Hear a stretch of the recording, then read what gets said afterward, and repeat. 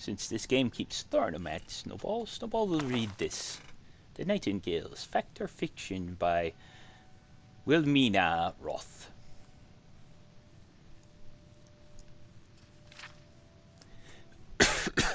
Mention the nightingale to any thief worth his salt, and he'll laugh in your face. He'll tell you that the supposed avengers of the Daedric Lord Nocturnal are nothing but fictional characters who live nowhere else but within tales designed to scare young footpads into doing what they're told. But are they fictional or simply misunderstood? While it's true that most of the scholars would scoff at the notion of a holy sect appearing within the normally unethical and unorganized rabble, this is the Thieves Guild, that is a Thieves Guild. Evidence suggests that such a group existed at one time within the borders of Skyrim, 120 years before the publication of this tome. A corpse was discovered wearing a strange suit of armor that was described as forged midnight. The tattered armor bore a crest of some sort, the symbol of a bird embracing a circle of undetailed blackness. The remains and the armor was taken to the College of Winterhold for study, but mysteriously vanished only a day after it arrived.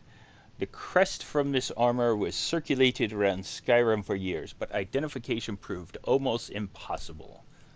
Then, the most unlikely sources, a prisoner incarcerated within the mines of Markarth, claimed that it was the mark of a group of thieves who called themselves the Nightingales. When pressed for more information, the prisoner claimed that the Nightingales were warriors of Nocturnal, and performed her bidding without question. He claimed his source was someone he knew within the Thieves Guild of Skyrim, but he refused to identify them by name, so his story was quickly dismissed.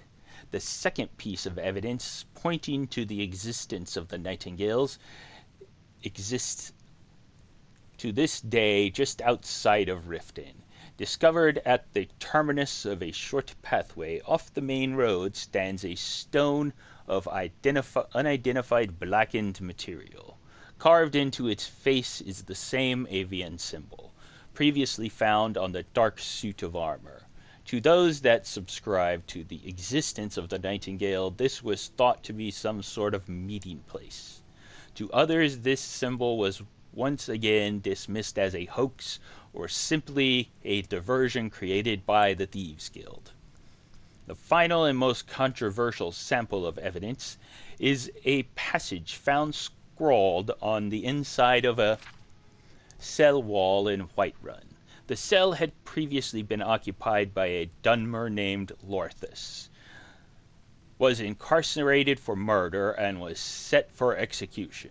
After the deed was performed and Larthus' cell was examined, the following was found etched into one of the stone blocks.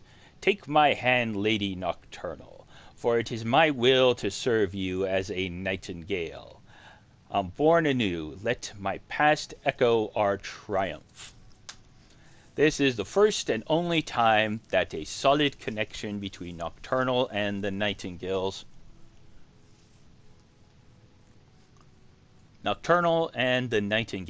had been made.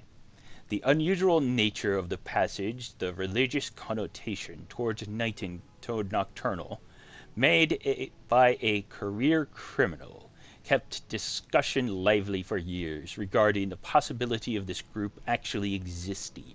Sadly, since not a single piece of evidence beyond this has surfaced to date, this exciting discovery faded into obscurity and the debate subsided. With these scant samples of evidence, conclusions are difficult to formulate. All we're left with are more questions than answers. Can religion and thievery coexist? Does the Daedric Lord Nocturnal have active agents roaming Skyrim with a no doubt nefarious purpose.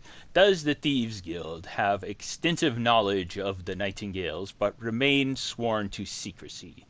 Perhaps one day the answers to these questions will be revealed, but at present it falls to you, the reader, to decide whether the Nightingales are fact or merely fiction. Nightingales, fact or fiction, as read by Snowball in a very, very dramatic way. Have a good day. Bye-bye.